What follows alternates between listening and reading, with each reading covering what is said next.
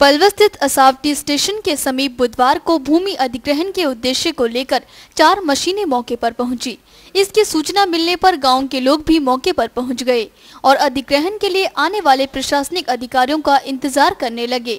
काफी देर तक इंतजार करने के बाद सभी मशीनें मौके से वापस लौट गई। इस मौके पर एकत्रित सभी लोगों ने कहा कि जब तक उन्हें इस जमीन का मुआवजा नहीं मिल जाता है तब तक वह इसका अधिग्रहण नहीं होने देंगे। असावटी गांव के निवासी व जमीन के मालिक शीशपाल रावत ने कहा कि वह पिछले कई सालों से प्रशासन से हर स्तर पर मांग कर चुके हैं, लेकिन अभी तक प्रशासन द्वारा उनकी मांग को गंभीरता से नहीं लिया गया है। उन्होंने इस जमीन के मुआवजे को लेकर की गई कार्यवाही क्रमबद्ध तरीके से बताते हुए बताया, इस जमीन की तकसीम नहीं थी और तकसीम इस वजह से नहीं थी कि नंबर 13 जो 2005 में लिखी गई थी और उसकी परमिशन भी ले ली गई थी 18/11/2005 को, लेकिन 2005 से लेकर आज तक उसका अमल नहीं किया गया। इस संबंध में हम तत्कालीन तहसीलदार, एसडीएम, डीसी इन सब से पैरवी करने के बाद भी आज तक भी रिजल्ट 0 है। इसके बाद हमने ये दरखास्त सीएम विंडो पे लगाई, वहाँ से भी जवाब हमें गुमराहपूर्वक दिया गया।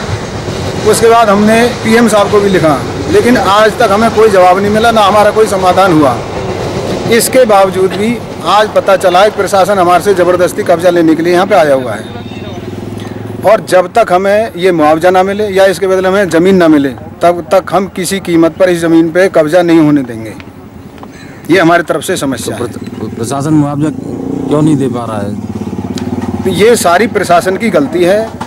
जब 2005 से लेके फरवरी 13 ठीक नहीं हुई, उसकी वजह से तकसीम नहीं हुई और जब तक तकसीम नहीं होगी मुआवजा नहीं देने के असमर्थ बता रहे। हमने आरटीआई लगाई हुई है। गांव असावटी के सरपंच करण ने कहा कि जब तक मुआवजा नहीं मिलेगा वह किसी भी कीमत पर अधिग्रहण नहीं होने देंगे।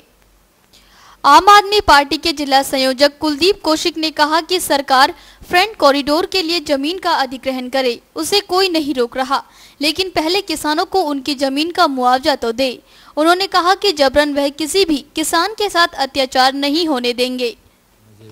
समस्या है और ये करीब जो है काफ़ी समय से, कई वर्षों से इस समस्या के समाधान के लिए अधिकारियों के पास जो हमारे गांव के जिनकी ज़मीन है, जो किसान हैं जिनको मुआवजा नहीं मिला, वो अपनी समस्याओं को लेकर कई बार अधिकारियों से मिले, प्रशासन से मिले, सीएम विंडो में भी उन्होंने लिखा।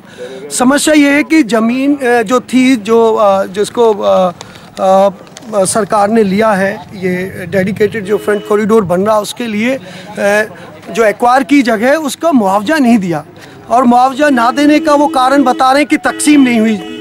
अब ये तकसीम करना एक सरकार की व्यवस्था, सरकार का काम है, पार्ट ऑफ जॉब है सरकार का व्यवस्था का। तो उसके लिए अभी जिनकी ज़मीन है, जो जिसके हक में है, जो उसके हकदार हैं, तो उनको वो मुआवजा भी नहीं मिल रहा, ज़मीन भी नहीं मिल रही और उनसे ज़मीन छीनी जा रही है। तो जैसे आज प्रशासन को आना था, अधिकारियों को आना था, तो उसमें सभी गांव के लोग, सरपंच और जो जितने भी जो गांव के लोग हैं, वो इसी समस्या को लेके कि भाई इसकी है तो मुआवजा दिया जाए, तकसीम की जाए, कम से कम उनकी समस्या का समाधान किया जाए। पूरा गाँव चाहता है ये। सरपंच साहब, क्या मामला है पूरा रेलवे और ग्रामीणों के बीच में, तो किस तरह से तनातनी है?